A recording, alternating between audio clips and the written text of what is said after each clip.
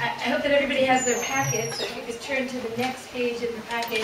We're going to be using these sheets a lot. So if anybody doesn't have the packet, perhaps now is the time to pass them around some more. Yeah. Okay. All right. I would be speaking about Megilath Ruth. Megilath Ruth has been called the master short story. It is indeed the master short story. This is a very short story, as we know. It's 4 chapters long, and it is a very harmonious story. It's a story in which all conflicts, all tensions are resolved with an eye toward paving the way for the new harmonious era of monarchy, in which all conflicts and all tensions are meant to dissipate and be resolved by the monarchy. And so what I'd like to claim is that the harmonious nature of the book is there in order to reflect, in order to mirror that which the book is intending to bring about. The principle that form indicates content or meaning led me to search for the harmony that underlies this book in its structure, in its theme, in its language, and in its characters. And I'd like to begin with an examination of the structure of the Megilath. This book is told in 4 distinct parts. This is, in fact, reflected in the chapter division, which largely seems to be an accurate division here, even if there are certain particulars that one might argue about. Of course, we know that the chapter division was not done originally. It's not an original part of the text. And yet, in this particular case, the chapter division, which was done in medieval times by the Christians, seems to be an accurate depiction of the 4 parts of Megilath Ruth. In examining these 4 units of Megilath Ruth, we emerge with a highly structured chiastic narrative, in which, what is a chiastic narrative? The first chapter parallels the 4th chapter, and the 2nd chapter parallels the 3rd chapter, so it's an A-B-B-A structure. And this is unlike other books, including other biblical books, which have a concentric structure, which is very similar to a chiastic structure, except that the middle chapter stands alone at the core of the story. So a book such as Migillat it has a chiastic structure, has a concentric structure in which chapter 1 parallels chapter 5 and chapter 2 parallels chapter 4, but what we can really focus on is the middle chapter, which stands alone as the core of the story, the central axis around which all other chapters revolve. The one effect of a chiastic structure, such as the one that we have in Megilath Ruth, which has no central core which stands alone, is that it creates symmetry. Balance, gives you a feeling of harmony, a sense that there's nothing left unmatched, unparalleled, and therefore, of course, unresolved. And that's really what I want to say about the theme of the book itself. Indeed, this structure supports the theme of the Megillah. The chapters present us with the following 4 scenarios. Chapter 1 tells us the problem. What is the problem of the book? The problem of the book is death, tragedy, the tragedy of a family, which of course reflects the tragedy, the national tragedy at the time. The tragedy seems to take place in 2 different arenas. One is, of course, the lack of food of the people, because the book starts out with a ra'av, but also the lack of food of Naomi, who's going to return to Bethlehem, and of course she's not going to have any access to food. So the first part of the problem of the story is the problem of food. And the other part is really, I think, almost the flip side of the problem of food, which is the problem of continuity. Right? So we have the physical threat to survival in the short term, and we have the metaphysical threat to survival in the long term. And this is what we meet in chapter 1, which is a chapter that tells us about death and tragedy, despair, and of course, Naomi's bitterness. And we'll see a little bit more of that shortly.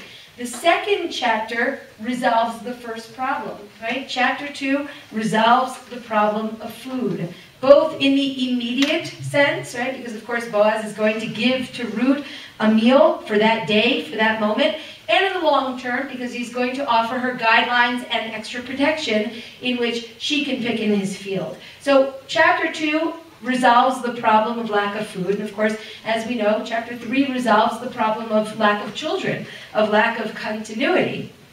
And of course, chapter 4 represents the chapter of reversal, right? It's the reversal of chapter 1. It is a chapter of life. It is a chapter of joy, marriage, stability, continuity, and redemption. It's even the chapter of love and building a house. And the love, actually, that only appears once in Megillat Ruth, is actually not between Boaz and Ruth, but perhaps that's a different shir. It's between Ruth and Naomi, and it's really only one-sided. But again, that's for a different shir. I'd like to get a little bit of a sense of how highly structured this Megillah is by speaking a little bit more at length about the chapters. I really first just wanted to give you an overview so that you have a sense of how structured these chapters are and how harmonious they are in the attempt to resolve every problem very neatly. But let's maybe look at this chart that we have here. The problem of the book, as we noted, is clearly stated at the opening of the story. We have 5 short verses where the personal tragedy of the house of Elimelech is told. Of course, this personal tragedy is leaving Beit Lechem during this time of famine, and one by one, all of the male members of the family dying. And of course, the dearth of food runs parallel to the absence of children, which is the result of the first 5 tragic verses. Both of these lacks, food and children, are symbols of the hopelessness that the future holds on, as I said, both the physical and the metaphysical plane. And this tragedy is stated explicitly by Naomi during the course of this first chapter in such a way that makes it plain that she feels that there is no hope for the future of her family. Underlying Naomi's personal calamity, of course, as we noted, is the national dimension, which reflects the period of Judges, of the book of Judges, in which, again, the sense is that the nation is headed for disaster, and there is no hope for the continuity of the nation.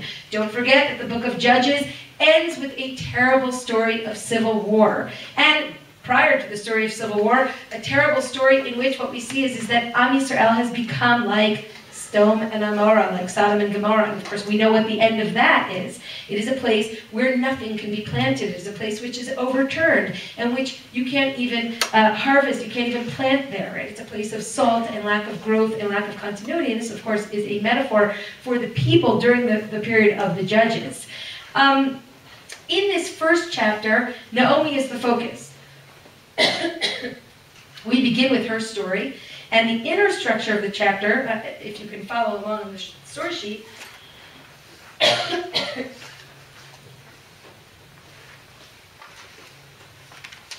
we have here first this introduction, this 5-verse introduction, where we have a 10-year story, which is told very rapidly. Of course, one can only compare that to the bulk of the story, which takes place over the period of approximately 4 months, right? So this 10-year introduction is very clearly an introduction. It's not part of the narrative itself. And this is all about the past.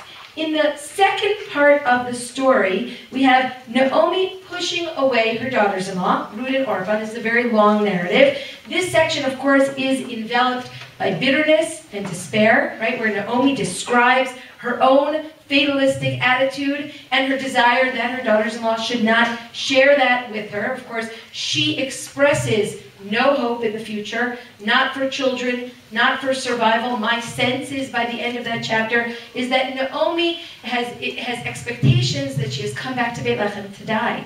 Right? She's not looking for food. She doesn't ask anybody for food. She's not looking for family. She's not looking for continuity. She is expressing very strongly her sense that there is no future, despite, of course, that Ruth perseveres and stays with her. There still is not a significant attitude change, which brings us to part 2b, in which Naomi meets the women of Beit Lechem.